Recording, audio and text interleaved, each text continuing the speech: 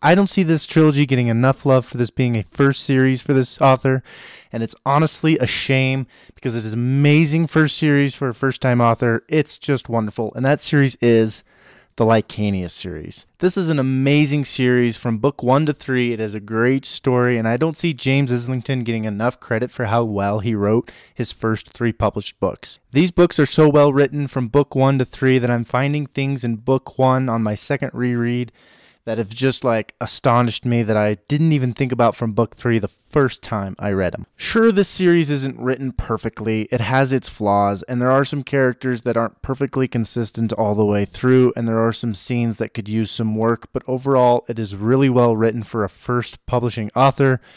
It is amazing. The story is great, and honestly, I would rather have a great storyline from beginning to end with good characters and a good magic system to start, fix the scenes as you get better at writing, rather than the opposite with great scenes and terrible characters and terrible story writing and having to fix that later on.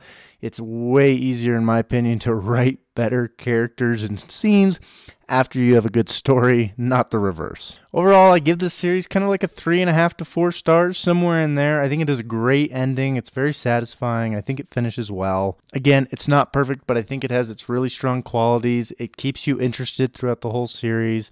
It's got some intense scenes. It's got some funny scenes, in my opinion. Honestly, my only complaints is some of the inconsistencies with scenes and characters, and some of the lack of description on the magic system is a little annoying. But I have been coming off of reading a lot of Brandon Sanderson, where he tends to over-explain the magic systems and remind you time and time again of what's happening and taking away some of the mystery.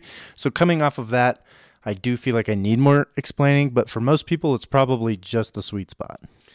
Overall, I do recommend picking up this series, at least reading it, not necessarily buying it. Go pick it up at the library. Go read it.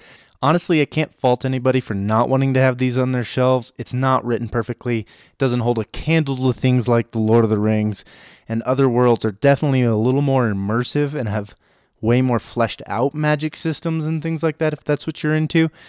But it is definitely worth the read, and I am genuinely very excited to see where James Islington goes as an author. He's got another book coming out in May, for example, and with his amazing storytelling ability, I think he'll be able to work on the other things and produce some pretty amazing series.